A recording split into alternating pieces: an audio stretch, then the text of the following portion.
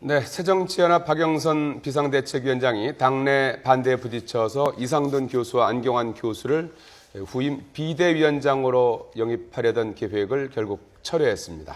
네, 이 세월호 정국에 대응하는 과정에서 이 새정치민주연합이 걷잡을 수 없는 혼돈으로 빠져드는 것 같은데요. 이 제1야당이 어쩌다 이렇게 됐는지 김만흠 한국정치아카데미 원장과 정군기 홍익대 교수 모시고 이야기 나눠보겠습니다. 네, 두 분 어서 오십시오.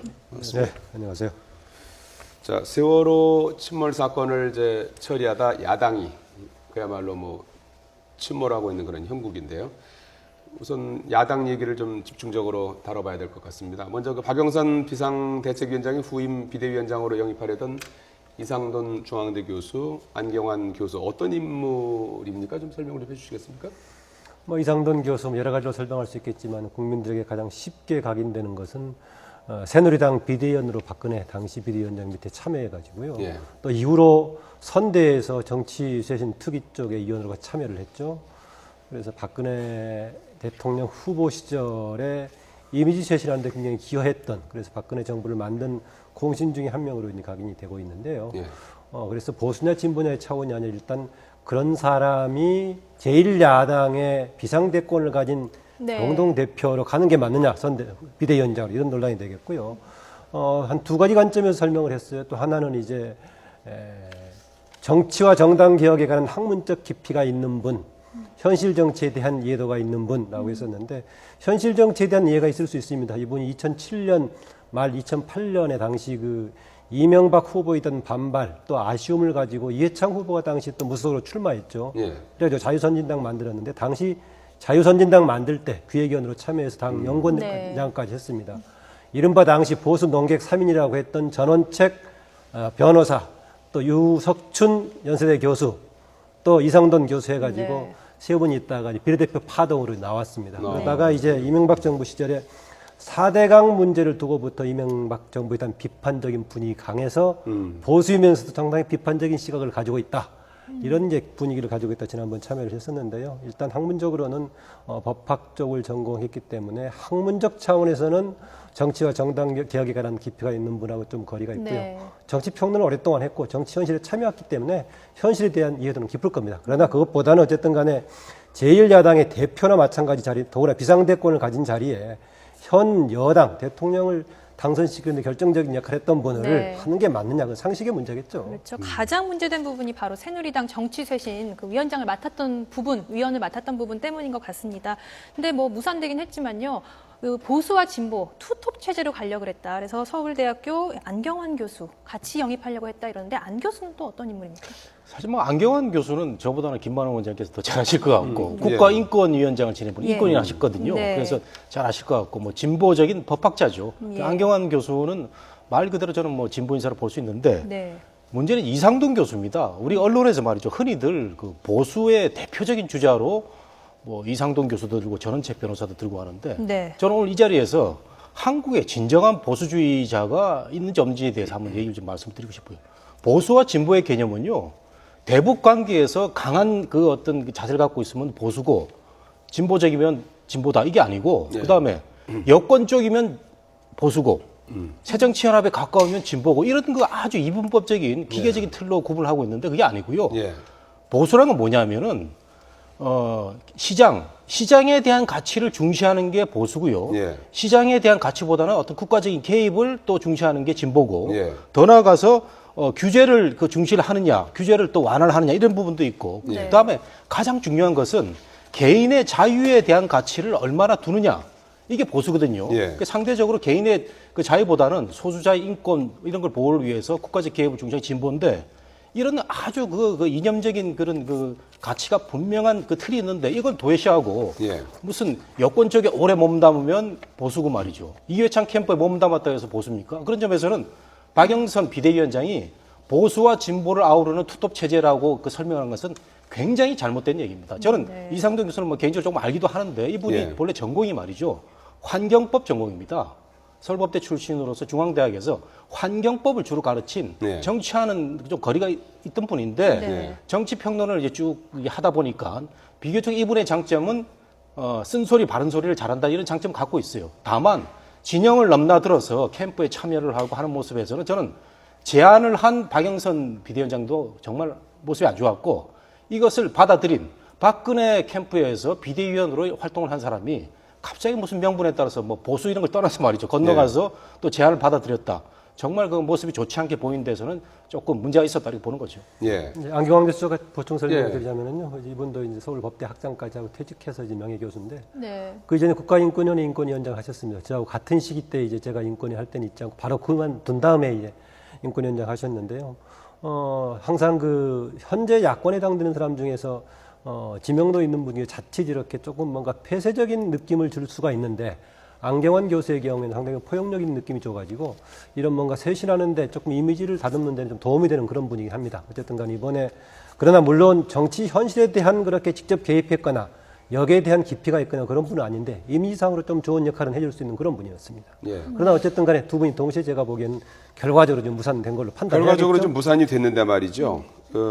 이게 지금 무산되게 됐던 그 배경이 당내에서 반발이 있었지 않습니까? 네. 그래서 이제 결과적으로 이제 본인들이 도저히 뭐 하겠다고 할 수 없을 정도로 이제 상황이 이제 악화가 됐던 건데 가장 큰 문제점이 어떤 거라고 보십니까? 이게 뭐 진영을 넘나드는 어떤 배신의 문제입니까? 어떤 뭐 절차상의 문제입니까? 어떤 데 가장 문제가 있다고 봅니까? 정부에서 뭐 영입을 할 수 있는 거 아닙니까? 상대 진영을? 그렇게 잘 보신 예. 것 같은 게 두 가지 예. 측면에서 예.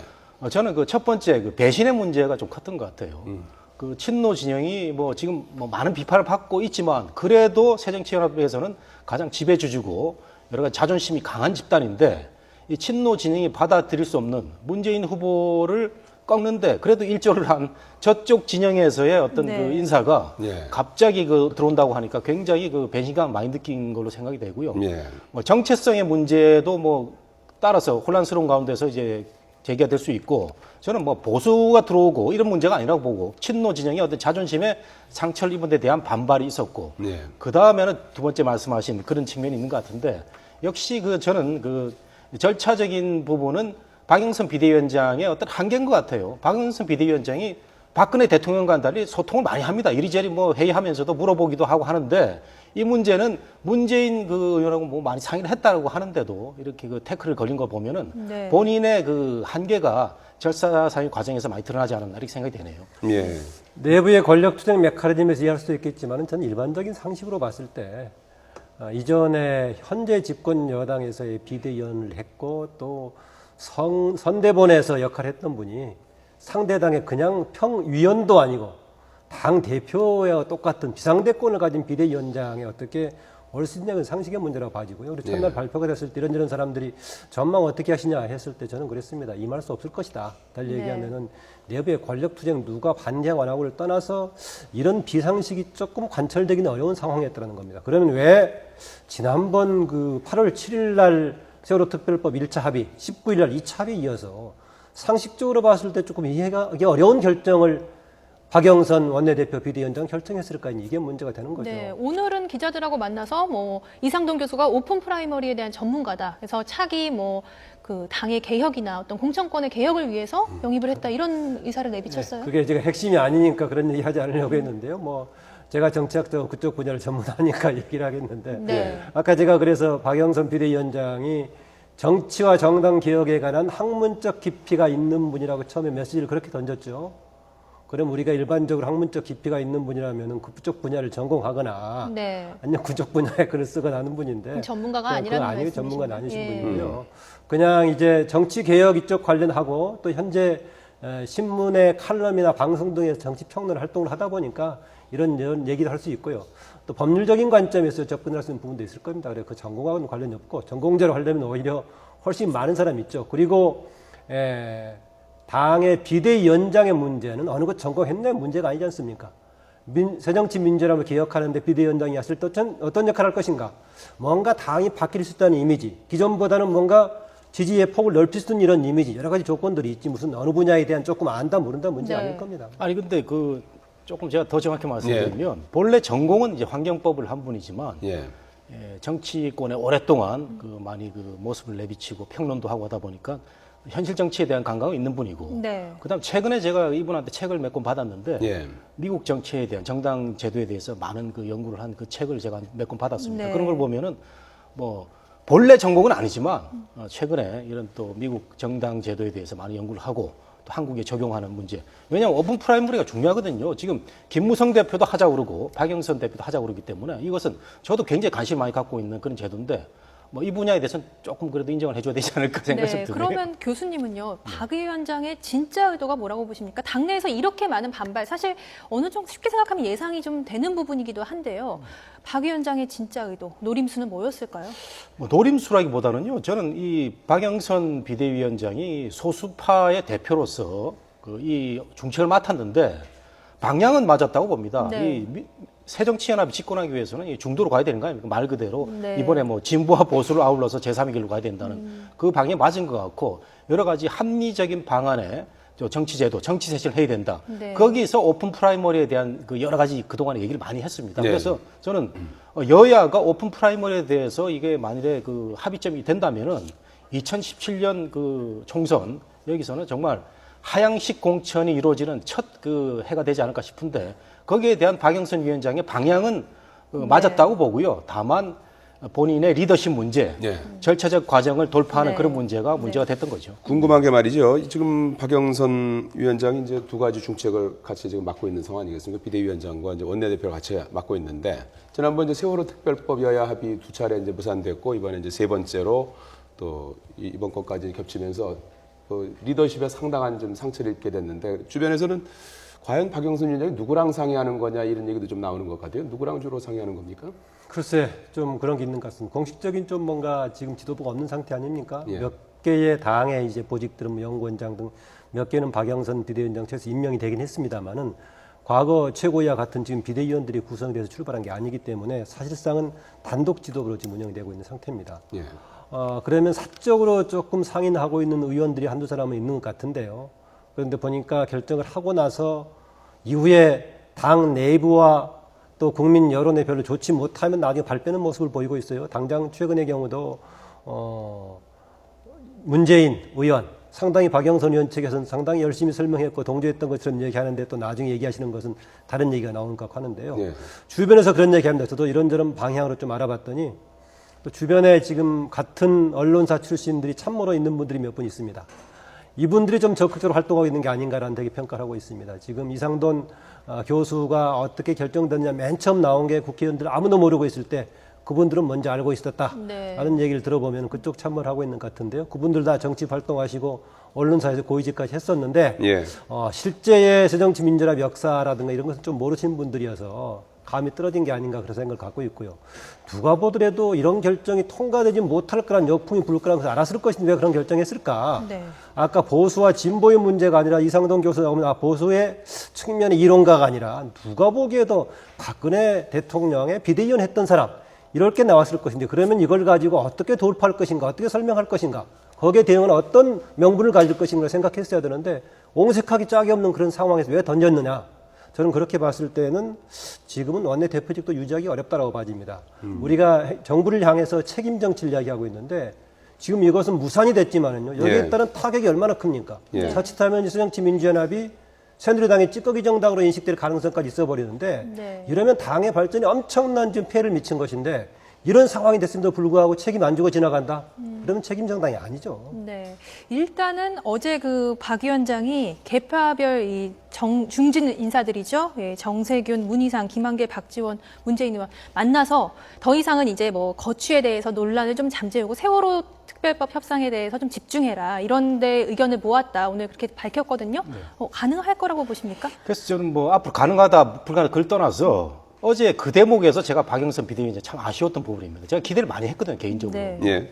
옛날에 뭐 같은 회사에서 근무한 인연도 있고 해서 기대를 많이 했는데 이상돈이라든가 안경환 이 두 사람을 외부에서 끌어와서 개혁을 하는 그 절차 과정에 문제가 있었다면은 마무리하는 과정도 이게 그 매끄러워야 되는데 이상돈 교수는 거의 뭐 수락을 하는 것처럼 해놓는데 본인이 중진회의에서 얘기 들어보고 안 되겠다 그래가지고 전화했다는 거 아닙니까? 이상돈 교수한테 전화해가지고 안 되겠는데요 해가지고 네. 이상돈 교수가 뭐 속된 말로 뭐 멘붕에 빠진 것 같은데 이런 그 절차상의 문제도 오늘 그 문재인 의원도 지적을 하고 많은 상분 지적을 했는데 외부에서 사람을 초청을 해가지고 당 개혁을 이끌 때는 그 예의에 관한 문제도 있어야 되는 거거든요. 네. 이런 것도 좀 부족한 거 보면은 아직은 박영선 비대위원장이 큰 정치인으로 거듭나기에는 좀 부족한 면이 많다 이런 걸 좀 느꼈습니다. 네. 앞으로는 어떻게 될지 모르겠는데 오늘 오픈 프라이머리 얘기한 거 보면은 정치 쇄신에 대한 그 앞으로 기대는 좀 많이 합니다. 네. 정치 쇄신만이 이 여야를 통틀어서 우리 정치권이 국민들한테 혐오감 받지 않을 네. 그런 마지막 저는 그 관문이라고 생각이 돼요. 네, 실제로 박영선 위원장이 오늘 이 새정치연합의 다음 혁신 주제가 바로 공천권을 국민에게 돌려주는 것이다 이런 얘기를 했어요. 같이 얘기를 하면서. 근데 이제 새정치민주연합으로서는 고민이 깊을 것 같아요. 아까 교수님 말씀대로 이 집권을 위해서는 제3의 지지층, 그러니까 지금 현재 중도 지지층을 끌어안아야 되는데 이러기 위해서는 당에서는 뭔가를 해야 돼요. 근데 그게 무엇이냐, 어떤 인물을 영입해서 무엇을 해야 되냐 이거에 대한 고민 뭐 깊을 것 같은데 어떻게 보십니까? 그 이번에 그 외부 인사들 영입은 뭐 이제 처음부터 이제 삐뚤어졌고요.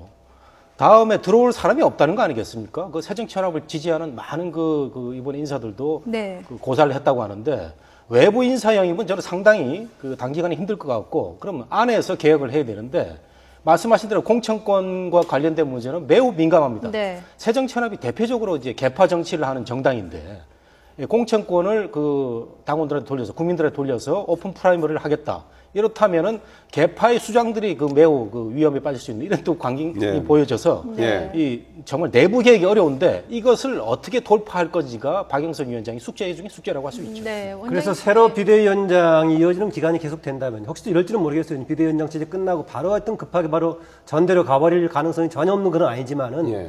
어쨌든 간에 지금 후임 비대위원장이 새로 다른 사람을 모셔온다고 했을 경우에 받기 어렵다라고 하면 저는 보기에 당의 원로 중에서요. 상대적으로 개파성이 약한 사람.